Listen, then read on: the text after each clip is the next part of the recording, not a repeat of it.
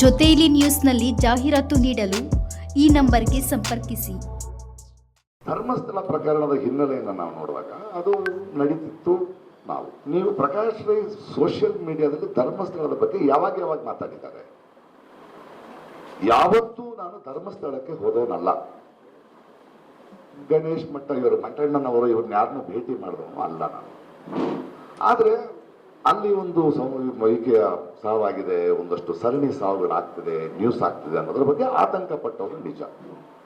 ದಿಢೀರಂತ ನಮಗೆಲ್ಲ ಗೊತ್ತಿರೋ ಹಾಗೆ ಒಬ್ಬನು ಬಂದು ಮಂಡ್ಯದಿಂದ ಒಬ್ಬನು ಬಂದಿದ್ದಾನಂತೆ, ಅವನು ಅಲ್ಲಿ ಕೆಲಸ ಮಾಡ್ತಿದ್ದಂತೆ, ಅವನು ಹೆಣಗಳನ್ನು ಹೂತು ಹಾಕಿದ್ದಾನೆ ಅಂದ ತಕ್ಷಣ ಎಲ್ಲ ಭಕ್ತರು ಎಲ್ರಿಗೂ ಡಿಸ್ಟರ್ಬ್ ಆಗಿದ್ದಾರೆ. ನನ್ನಂತವ್ರು ಡಿಸ್ಟರ್ಬ್. ನಾನು ಸ್ವಲ್ಪ ಸೋಷಿಯಲ್ ಆಕ್ಟಿವಿಸ್ಟ್.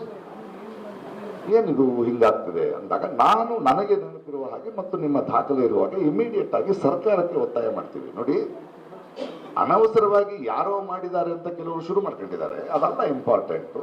ಇದು ನಡೆದಿರೋದು ನಿಜ. ಇದ್ರ ಬಗ್ಗೆ ಒಂದು SIT ತಂಡ ಮಾಡಿ ಅಂತ ಸಿದ್ದರಾಮಯ್ಯನವ್ರಿಗೆ ಮಿಕ್ಕದವ್ರಿಗೆ ನಾವು ಒತ್ತಡ ಹಾಕ್ತೀವಿ.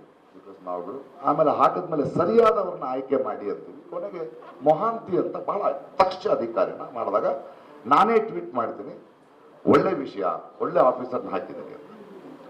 ಹೀಗಿರ್ಬೇಕಾದ್ರೆ ನನಗೆ ಒಂದು ಫೋನ್ ಬರುತ್ತೆ.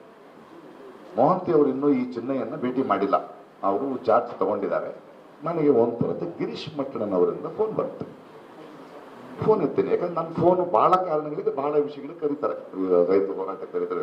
ಏನು ಇಲ್ಲ, ಮಾಸ್ಕ್ ಒಬ್ಬ ವ್ಯಕ್ತಿ ಇದಾನಲ್ಲ, ಮಾಸ್ಕ್ ಅವಾಗಿನ ಮಾಸ್ಕ್ ಇಲ್ಲ, ಒಬ್ಬ ವ್ಯಕ್ತಿ ಇದಾನಲ್ಲ, ಅವ್ನು ನನ್ನ ಜೊತೆ ಇದ್ದಾನೆ, ನಿಮ್ಮ ಜೊತೆ. ನನಗೆ ಒಂದು ಫೋನ್ ಬರುತ್ತೆ, ಮೊಹಾಂತಿ ಅವರು ಇನ್ನೂ ಈ ಚಿನ್ನಯ್ಯನ್ನ ಭೇಟಿ ಮಾಡಿಲ್ಲ, ಅವರು ಚಾರ್ಜ್ ತಗೊಂಡಿದ್ದಾರೆ. ನನಗೆ ಒಂದು ಬರುತ್ತೆ, ಗಿರೀಶ್ ಮಟ್ಟಣ್ಣನವರಿಂದ ಫೋನ್ ಬರುತ್ತೆ. ಫೋನ್ ಎತ್ತೀನಿ, ಯಾಕಂದ್ರೆ ನನ್ನ ಫೋನು ಬಹಳ ಕಾರಣಗಳಿಗೆ ಬಹಳ ವಿಷಯಗಳಿಗೆ ಕರೀತಾರೆ. ರೈತ ಹೋರಾಟ ಕರೀತಾರೆ. ಏನು ಇಲ್ಲ, ಮಾಸ್ಕ್ ಒಬ್ಬ ವ್ಯಕ್ತಿ ಇದಾನಲ್ಲ, ಮಾಸ್ಕ್ ಅವಾಗಿನ ಮಾಸ್ಕ್ ಇಲ್ಲ, ಒಬ್ಬ ವ್ಯಕ್ತಿ ಇದಾನಲ್ಲ, ಅವ್ನು ನನ್ನ ಜೊತೆ ಇದ್ದಾನೆ, ನಿಮ್ಮ ಜೊತೆ ಮಾತಾಡ್ಬೇಕಂತೆ. ಹೇಗಿರ್ಬೋದು? ನನಗೆ ನಡೀತಾ ಇದೆ, ನೇರವಾಗಿ ನನಗೆ ಒಂದು ಎವಿಡೆನ್ಸ್ ಬರ್ತಾ ಇದೆ, ಕೊಡಿ ಫೋನ್. ತಮಿಳ್ನಲ್ಲಿ ಮಾತಾಡೋಣ.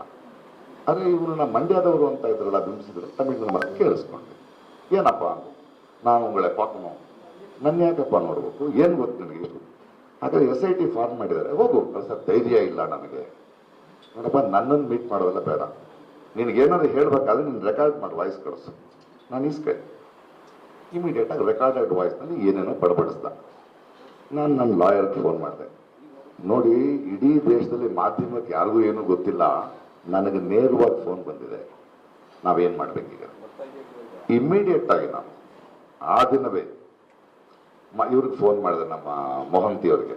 ಮೊಹಂತಿ ಸರ್, ಇದು ಫಾರ್ವರ್ಡು ಈ ಥರ ಇದೆ, ನಾನು ನಿಮ್ಮನ್ನು ಭೇಟಿ ಮಾಡಕ್ಕೆ ಬರ್ತಾ ಇದ್ದೀನಿ ಅಂತ ನೇರವಾಗಿ ಅಪಾಯಿಂಟ್ ತೊಗೊಂಡು ಬಂದು, ನೀವು ಮಂಡ್ಯದವಲ್ಲ, ತಮಿಳ್ ಮಾತಾಡ್ತಾರೆ. ಅದು ಯಾವ ಭಾಷೆ ಪ್ರಕಾಶ್? ನೀವು ಹಲವು ಭಾಷೆ ಮಾತಾಡ್ತಿರಲ್ಲ, ಅದು ಸ್ವಲ್ಪ ತೆಲುಗು ಮಿಕ್ಸ್ ಆಗಿದೆ ಸರ್, ಇದು ವಿಷಯ. ನಾನು ಅದನ್ನು ಕರೆಸಿ ಮಾತಾಡ್ತೀನಿ. Thank you for the information, it is helping me to investigate. ನಾನು ಕೂತ್ಕೊಳ್ತೀನಿ. ಒಂದು ಸ್ವಲ್ಪ ದಿನ ಆದಮೇಲೆ ಕೇಳ್ತೀನಿ, ಏನಾಯಿತು ಸರ್? ಪ್ರಕಾಶ್, ಇನ್ಮೇಲೆ ಆ ಫೋನ್ಗಳು ತಗೋಬೇಡಿ, ನೀವು ಕಳಿಸಿದ್ರಿ, ಅವನನ್ನು ಕರೆಸಿ ಮಾತಾಡಿದೆ, ಅವನೀಗ ರಿವರ್ಸ್ ಆಗ್ತಿದ್ದಾನೆ. Okay sir, thank you. So ಅವನು ಹೇಳಿರೋದು ಕರೆಕ್ಟು, ಅವನು ನನಗೆ ಫೋನ್ ಮಾಡಿದ್ದು ಕರೆಕ್ಟು.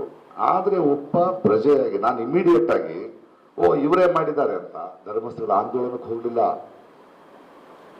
ಯಾರ ಜೊತೆ ಕೂತ್ಕೊಳ್ಳಿ. ಯಾಕಂದ್ರೆ ಕೋಟ್ಯಾಂತರ ಭಕ್ತರು ಬರೋ ಸ್ಥಳ ಅದು. ಆ ಪ್ರಕರಣ. ಇನ್ನಷ್ಟು ಉಪಯುಕ್ತ ಮಾಹಿತಿಗಾಗಿ ನಮ್ಮ ಜೊತೆಯಲ್ಲಿ ನ್ಯೂಸ್ ಯೂಟ್ಯೂಬ್ ಚಾನೆಲ್ ಅನ್ನು ಸಬ್ಸ್ಕ್ರೈಬ್ ಮಾಡಿ, ಬೆಲ್ ಐಕಾನ್ ಅನ್ನು ಕ್ಲಿಕ್ ಮಾಡಿ. ನಿಮ್ಮ ಅನಿಸಿಕೆಗಳನ್ನು ಕಮೆಂಟ್ ಮೂಲಕ ತಿಳಿಸಿ.